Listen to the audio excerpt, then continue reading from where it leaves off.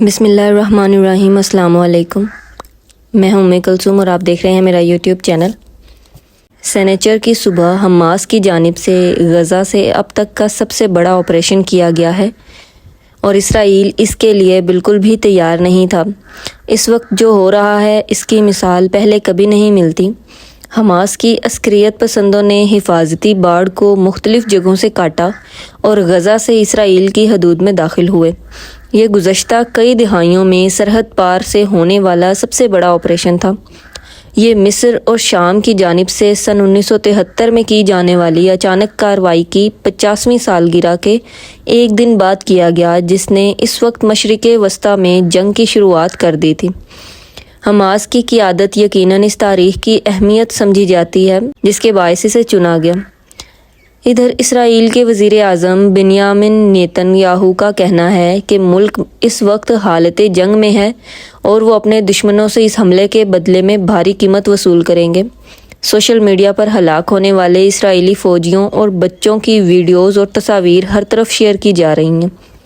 ان کے علاوہ ایسی ویڈیوز بھی شیئر ہو رہی ہیں جن میں حماس کی عسکریت پسند اسرائیلی فوجیوں اور عام شہریوں کو غزہ میں یرغمال بنائے ہوئے ہیں اور ان کے باعث جہاں اسرائیلی غصے میں ہیں وہیں اس سے خبردار بھی ہیں۔ اس کارروائی کے چند ہی گھنٹوں بعد اسرائیل نے غزہ میں فضائی حملوں کے ذریعے جوابی کارروائی کی جس کے باعث سینکڑوں فلسطینی ہلاک ہو گئے۔ اسرائیلی جرنیل اب ایک زمینی آپریشن کی منصوبہ بندی کر رہے ہیں اور اسرائیلی یرغمالیوں کی غزہ میں موجودگی کا مطلب یہ ہے کہ یہ صورتحال ماضی میں کی جانے والی کسی بھی کارروائی سے زیادہ پیچیدہ ہو سکتی ہے۔ گزشتہ کئی ماہ سے یہ بات تو واضح تھی کہ فلسطینی مسلح گروہ اور اسرائیل کے درمیان کشیدگی کا خطرہ بڑھ رہا ہے، تاہم یہ کب اور کہاں ہوگی یہ بات حماس کے مسلح گروہ کے علاوہ سب کے لیے ہی ایک سرپرائز ثابت ہوا۔ اسرائیلیوں اور فلسطینیوں کا خیال تھا کہ اس قسم کا حملہ مقبوضہ غرب اردن سے ہو سکتا ہے اور ان دونوں کی توجہ وہاں مرکوز تھی۔ مقبوضہ بیت المقدس اور اردن کی سرحد کے درمیان موجود یہ علاقہ سن 1967 کے بعد سے اسرائیل کے قبضے میں ہے اور یہاں گزشتہ ایک سال میں مسلسل پرتشدد واقعات ہوتے رہے ہیں۔ مسلح فلسطینی گروہ، خاص کر وہ جو غرب اردن کے قصبوں جنین اور نابلس سے کارروائی کرتے ہیں، نے اس سے پہلے بھی اسرائیلی فوجیوں اور اسرائیلی آبادکاریوں پر حملے کیے ہیں۔ اسرائیلی فوج نے اس دوران درجنوں کارروائیاں بھی کی ہیں اور مسلح آبادکاریوں نے قانون اپنے ہاتھ میں لیتے ہوئے فلسطینی گاؤں پر حملے کیے۔ اسرائیل کی دائیں بازو کی حکومت میں موجود شدت پسند مذہبی قوم پرستوں نے اس دعوے کو دہرایا ہے کہ مقبوضہ علاقے مکمل طور پر یہودی سرزمین کا حصہ ہیں، تاہم کسی کو بھی حماس کی جانب سے غزہ سے اس قسم کا پیچیدہ اور مربوط آپریشن کرنے کی امید نہیں تھی۔ اسرائیل میں اس ملک کے خفیہ اداروں کی ناکامی قرار دیا جا رہا ہے اور کہا جا رہا ہے کہ ان کے خفیہ ادارے اس منصوبے کو بھانپ نہیں پائے۔ اسرائیلیوں کا ماننا ہے کہ ان کے خفیہ ایجنٹس اور مخبروں کی ایک وسیع نیٹ ورک اور جدید ٹیکنالوجی کی مدد سے کی گئی نگرانی انہیں محفوظ رکھے گی، لیکن اس صورت میں ایسا نہیں ہوا۔ آخر میں اسرائیلی خفیہ اداروں کو حماس کے طوفان الاقصی آپریشن نے اس وقت چونکا دیا جب اسرائیلی ایک مذہبی تہوار کے باعث پرسکون انداز میں چھٹی کے دن عبادت کرنے کے بارے میں سوچ رہے تھے۔